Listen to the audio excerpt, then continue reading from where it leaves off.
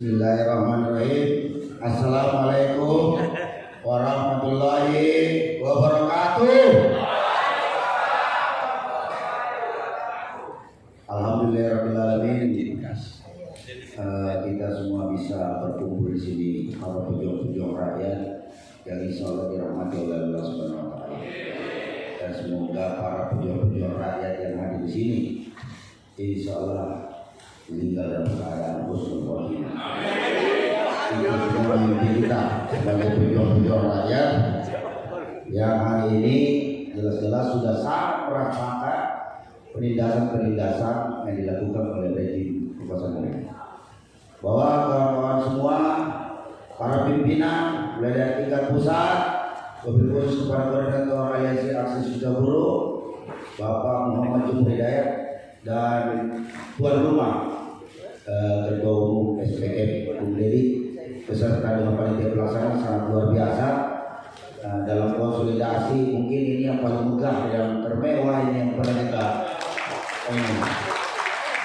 itu ya dibanding. Mudah-mudahan tapi kemegahan dan kemewahan ini tentu saja harus sebanding lurus dengan hasil perjuangan kita. Jadi sangat akan sia-sia jika kita juga tidak memenangkan pertarungan ini, pertarungan harga dan martabat, juga harga diri kita sebagai kaum buruh yang hari ini sudah diinjak-injak. Kita sudah bukan lagi dianggap sebagai aset negara, tapi sudah dianggap keset oleh rejim hari ini. Jadi kalau anda semua, para pimpinan-pimpinan, kaum pekerja, kaum buruh, baik di tingkat pusat, wilayah, daerah, cabang sampai tingkat perusahaan, tidak punya malu, maka lebih baik kalian kumpul saja dari belakang kawan. Kenapa saya bilang begitu? Karena orang yang masih punya malu itu adalah orang yang memiliki harga diri. Kalian dilahirkan ke muka bumi ini melalui sebuah rahim seorang ibu yang dalam keadaan suci dan merdeka. Bahkan kalau laki-laki dipotong 2 ekor kambing itu kalau dalam Islam. Dengan dipestakan, dirayakan, dimeriahkan. Bahkan kalau ada nangis, satu rumah geger. Tidak ada anda seperti raja ketika anda lahir waktu kecil itu. Mana sini yang punya anak kecil? Pasti kalau anak kecilnya lahir nangis aja itu, wah ada yang cebukin pantatnya, ada yang kasih pampers segala macam. Benar-benar dilayani seperti raja. Nah ketika dia dewasa, setelah mengetahui, sudah kembali mengetahui mana benar mana yang salah, tiba-tiba anda dengan secara sukarela, ya secara ikhlas mau diperbudak oleh rejim ini. Betapa tolongnya kalian sebagai manusia. Itulah sebodoh-bodohnya manusia menerima dirinya sebagai budak di negeri sendiri. Padahal kalian diciptakan oleh Allah Subhanahu Wa Taala sebagai pribadi-pribadi, manusia-manusia suci yang merdeka lahir dan batinnya. Diri itu namanya anda tidak tahu diri, tidak tahu nikmat yang Allah berikan hari ini begitu luar biasanya kepada diri kalian. Jadi jangan salahkan siapa-siapa, jangan salahkan Allah, salahkan dirimu karena anda sendiri yang menistakan dirimu sendiri, itu kamu sendiri.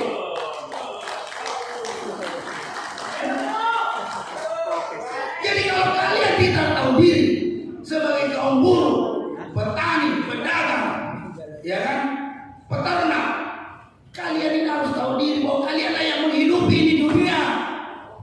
Dunia ini berjalan, alam semesta ini hidup, kita makan, kita minum, kita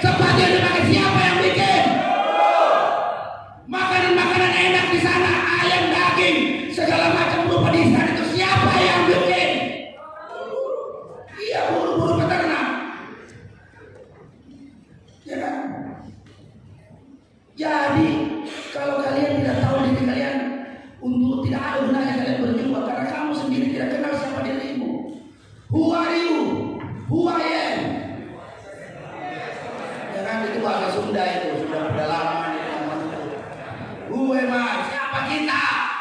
Jadi kalau Anda ingin melakukan peperangan, perlawanan, perjuangan secara cerdas, berani dan militan, kenali dulu dirimu. Ketahui lawanmu siapa. Kalau kau tidak tahu dirimu, bagaimana mau melawan orang lain? Maka atas asas dasar itulah, bahwa ketahuilah bahwa kita inilah yang menggerakkan ekonomi ini. Pejabat-pejabat itu hanya bisa menjadi bendahara, menjadi akuntan, catat pengeluaran pemasukan, berapa pajak yang mau diambil, berapa pajak rakyat mau dirampok, berapa banyak, itu kerjanya kayak gitu aja. Seharusnya mereka berkhidmat kepada rakyat, tetapi hari ini yang kita saksikan adalah mereka semua sudah menjadi pengkhianat rakyat dengan adanya undang-undang yang paling jahat yang pernah lahir di Indonesia, yaitu undang-undang Omnibus Law, Cipta Tenaga Kerja, Cipta Lapangan Kerja. Belum lagi tambah lagi kemarin undang-undang kesehatan, undang-undang kesetanan. Sekarang menjadi undang-undang kesetanan. Ya kan? Kalau undang-undang Cipta Kerja ini adalah penyerahan kedaulatan rakyat secara lahiriah bangsa Indonesia ini kepada kaum pemuda. Kalau undang-undang kesehatan itu adalah penyerahan kedaulatan bangsa ini kepada kaum pemuda secara batin. Karena salah satu unsur kebatinan itu adalah kesehatan. Selain daripada apalagi nih beribadah, kemudian berekreasi, itu kan bentuk daripada bagaimana menyehatkan batin kita. Jadi kalau guru suka marah-marah, itu aja karena kurang piknik, batinnya tersiksa. Kerja terus, ya kan? Udah kerjanya panjang dari jam berapa sampai jam berapa, gitu kan? Pulang ke rumah bawa upahnya sedikit, dimarahin lagi sama istrinya di rumah. Kok gajinya kurang? Ini nyumput di mana? Nyasar kemana lagi nih? Jangan-jangan dibagi dua. Padahal itu mah dipotong oleh pihak manajemen. Karena itu tadi regulasi undang-undang Cipta Kerja ini sudah menciptakan upah murah. Sudahlah menciptakan sistem upah murah. Status kerja nggak jelas. Status kerja kita nggak jelas. Tidak ada kepastian kerja yang sampaikan tadi Pak Joko tadi. Tidak ada. Ini berdampak sistemik terhadap status pekerja tidak tetap ini. Tidak jelasnya kepastian kerja ini kasihan, bisa mempengaruhi demokrasi penduduk Indonesia. Kenapa? Karena pekerja-pekerja kontrak outsourcing itu susah untuk menikah. Mana ada calon menantu mertua mau terima? Pasti nanya, kamu statusnya apa? Outsourcing kontrak. Waduh, mikir-mikir dulu. Ya kan, apalagi misalnya pekerja kontrak outsourcing ini selera tinggi, pengennya cakep-cakep, tapi statusnya outsourcing dan kontrak. Ya kan? Sekarang ini masyarakat kita zaman milenial ini sudah move on semua, sudah melek media sosial. Ya kan, jadi teman-teman yang outsourcing kontrak, jadi kalau cintamu ditolak, bukannya kalian bunuh diri, tapi hancurkan itu tirani. Itulah biang kerok kalian menjadi susah nikah, susah hidup, susah ketika sakit diobati, semua susah. Ya kan? Semua susah gara-gara undang-undang Omnibus Law ini. Ya. Maka dari itu tadi, setelah kalian kenali dirimu sebagai kaum tertindas, kenapa kita ditindas? Tapi lantas kemudian kita adalah kelompok terbesar yang mampu menggerakkan perekonomian Republik Indonesia ini. Kemudian kita bukannya dihargai, dihormati, ya kan, dijaga harkat martabatnya oleh negara sesuai amanah konstitusi, tetapi malah kita dijadikan keset, bukan dengan aset negara. Ini berarti rejim brengsek, kurang ajar brengsek. Ya kan? Udah kita marah-marah saja. Gak usah takut. Mulutmu adalah harimau. Di Aliansi Aksi Sejuta Buruh ini dilarang-melarang. Semuanya bebas bicara, termasuk anda ada tingkat POK. Dipersilakan naik di sini menyampaikan aspirasinya. Karena asas demokratis hari ini Aliansi Aksi Sejuta Buruh lah yang mampu mengimplementasikan secara konsekuen di kepada publik dan seluruh anggota. Di tempat-tempat lain tingkat POK bodoh-bodoh yang bicara, disuruh bicara, yang ada mah dilarang bicara. Di sini dipersilahkan dengan hormat. Karena kenapa? Kalian semua patut dihormati, dihargai. Karena bukan apa-apa basis pasukan-pasukan kita itu di tangan PUK. Pimpinan itu hanya bisa menginstruksikan, ya kan? Bukan juga asal menginstruksikan, tapi memberikan pemahaman, penyadaran bagaimana tentang kerugian kita hari ini kaum buruh Indonesia, segala macam dengan begitu banyak pertimbangan berbagai macam disiplin ilmu yang kita sudah sampaikan, agar kalian sadar sesadar-sadarnya bahwa kekuatan kalian nanti menentukan nanti aksi tanggal 10 Agustus 2023. Asal tahu aja 10 Agustus 2023 ini adalah pertarungan eksistensi kita sebagai kaum muda Indonesia terhadap rezim yang berkuasa hari ini, melawan antek-anteknya sekalian. Ya kan? Di media sosial kita diledek-ledekin, ya kan? Saya tersinggung. Ya kan, kita diledek-ledekin, ayo kita, ya kan? Masanya sedikit, misalnya begitu. Padahal dia tidak lihat aksi kemarin 10 Agustus 2022. Kemarin kita mampu menghadirkan 500.000 massa. Ya kan? Dan kita berharap dengan nanti 10 Agustus 2023 ini, tentunya dengan melalui konsolidasi yang begitu masif yang hari ini yang kita lakukan, mungkin sangat padat sekali jadwal konsolidasi ini, sampai semua urusan-urusan lagi itu kita harus mengalah. Agenda-agenda internal organisasi kita harus undur semua untuk mensukseskan aksi 10 Agustus ini. Karena itu tadi, bahwa ini adalah pertarungan eksistensi kita sebagai kaum muda Indonesia. Lu masih mau dianggap aset atau mau dianggap keset, itu pilihan. Pilihan ada di kepala Anda. Kau mau jadi budak atau jadi orang merdeka di Republik ini tergantung Anda semua. Jadi kalau kau bilang siapa yang bertanggung jawab, saya nyatakan di sini seluruh pimpinan federasi, konfederasi, serikat pekerja, serikat buruh yang tergabung dalam aliansi aksi cinta buruh siap bertanggung jawab lahir dan batin apapun yang akan terjadi nanti pada tanggal 10 Agustus. Ini siaran langsung, ini disiaran langsung di beberapa channel-channel YouTube kita. Saya nyatakan kepada Mabes Polri bahwa kami siap bertanggung jawab. Kami juga sudah punya rencana bahwa pemberitahuan aksi penyampaian pendapat di muka umum aliansi aksi sejuta buruh akan diantar langsung oleh para pimpinan ke markas besar kepolisian Republik Indonesia.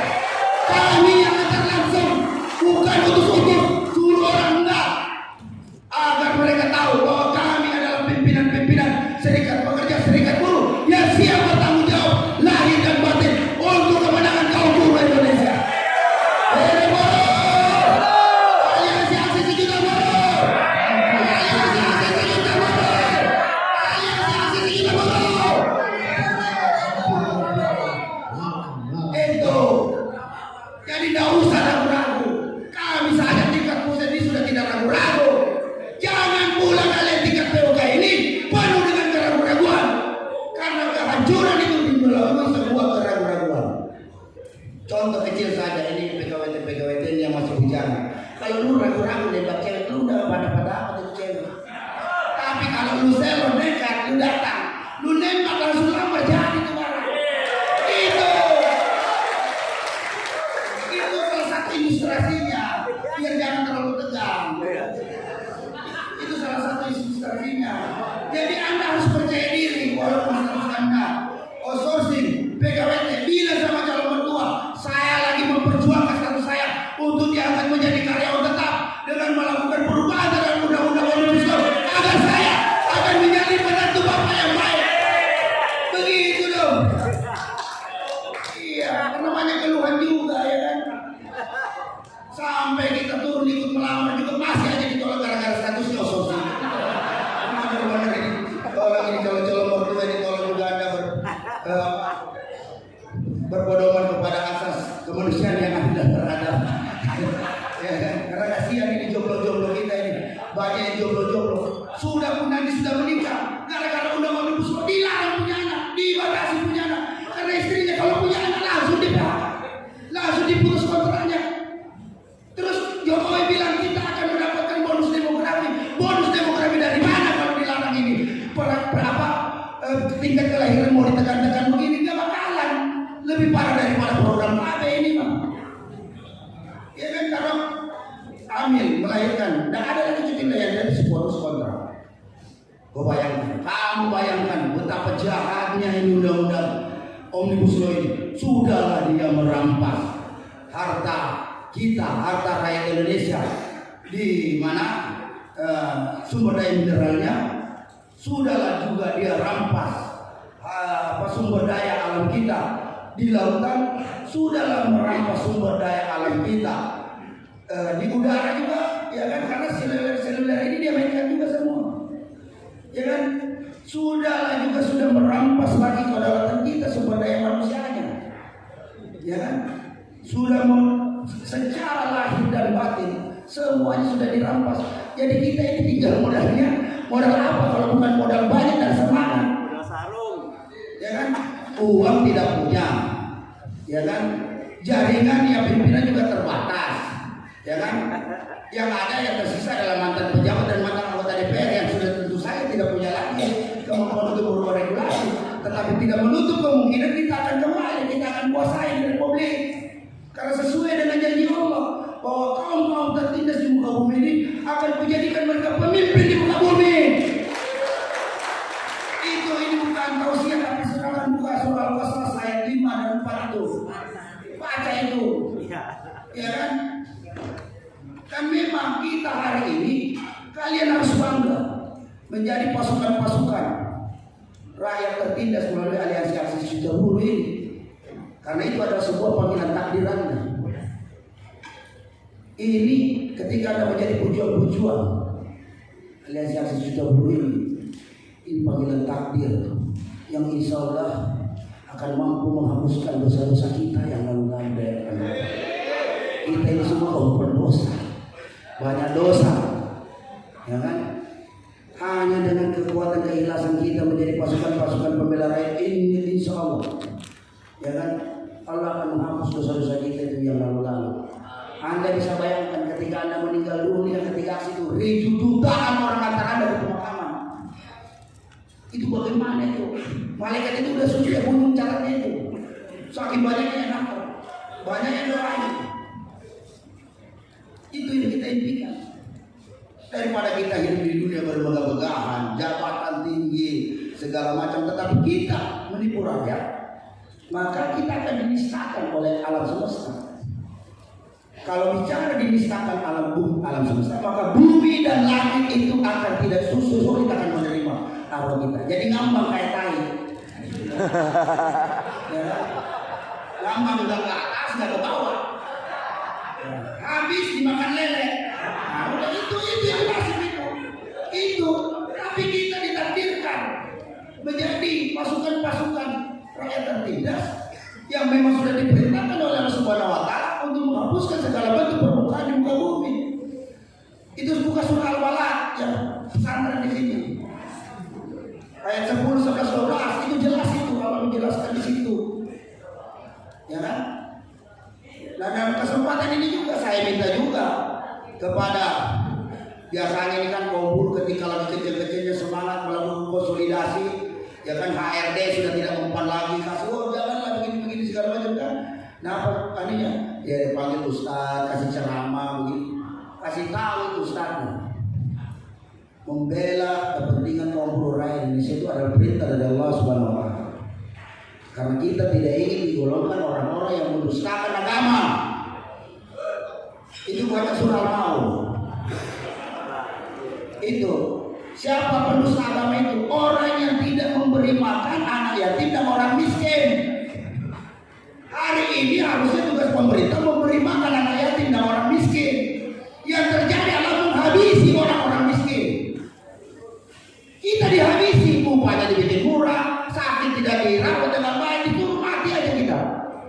Ini menghabisi orang, bukannya menyelesaikan persoalan kemiskinan, tetapi kita malah disuruh mati oleh rejim ini. Oleh akibat regulasi-regulasi yang tidak pernah berpihak kepada rakyat. Karena sejatinya amanah konstitusi adalah tugas pemerintah adalah mencerdaskan kehidupan bangsa, mensejahterakan rakyat Indonesia. Yang terjadi bagaimana mau sejahtera kalau kepentingan lahir dan batinnya sudah diserahkan kepada asing? Kita tinggal menjadi jongos di negeri sendiri, kulit di negeri sendiri, menjadi budak di negeri sendiri. Jadi tidak bisa, tidak ketemu logika akal sehat itu tidak ketemu.